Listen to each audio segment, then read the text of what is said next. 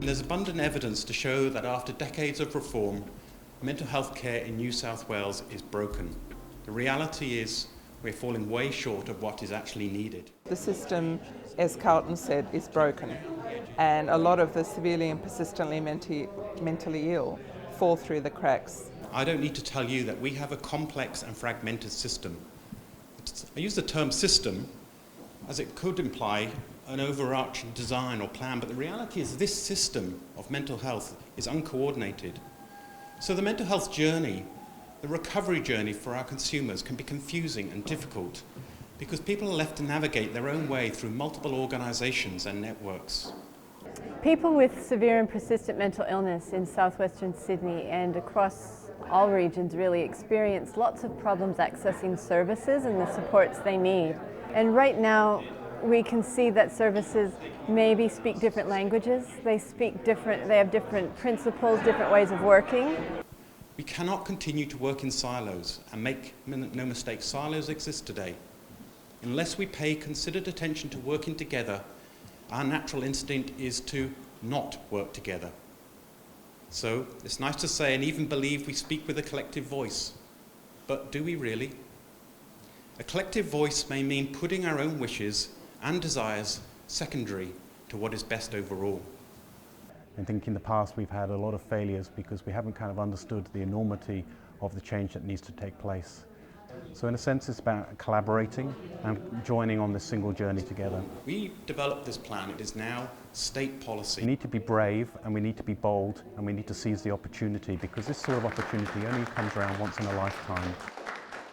I'm a big fan of Partners in Recovery. I think they've been doing some fantastic work.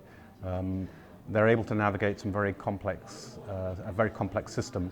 But one of the things that PIR are able to do is kind of hold hope and optimism for the people they work with, and I've seen the success of their work. The other part of their work is about systems change, and that's what today has been about. It's about bringing those people together around a single mandate, which is about making sure that our services and systems are recovery orientated and person-centred. Joey got up and said, "Good afternoon everyone, thanks Peter for inviting me." And then he looked at the audience and said, "Please excuse me, I'm trialling new medication." And they all looked at him and he said, "I've been living with schizophrenia for the last 10 years. And they nearly fell off their chairs. And as he told his story of his own recovery journey, carers became visibly moved. And at the very end, after he finished, one woman who I know quite well, who's struggled for a long time, stood up and said, "Joey, thank you so much for giving me hope." And that's, I think, is the fundamental basis of recovery. Recovery-oriented practice is not just limited for mental health workers when they're working with a person with a mental health issue. It is actually a desirable way of communicating with everybody, no matter who we are, so that all people are treated with dignity and with respect. We have four main principles. Southwestern Sydney needs a localised approach to embed recovery-oriented practice into service provision, and we need a localised approach to working together as services. And we've come up with the notion that was suggested to us in one of our consultations of people signing off on a charter, a commitment to recovery-oriented practice as a method of binding organisations together.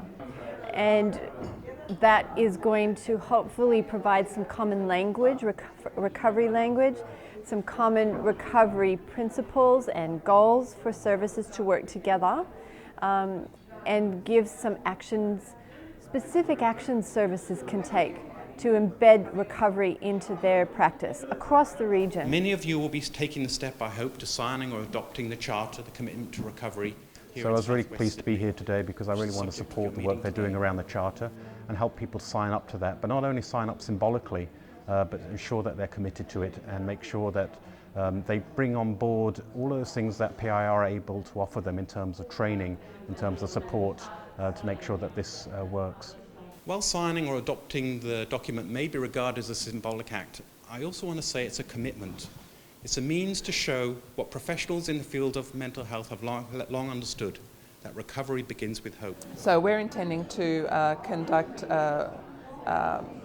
training to build capacity and to resource this to help organisations at whatever level they are at to implement the Charter across their organisation. There is some apathy out there. We can't, people are working in very difficult circumstances. Money's very tight, so we don't have a lot of new money here. So it means that we have to think creatively and we have to think differently. But it's about that kind of collective action that we can make it work if we work together.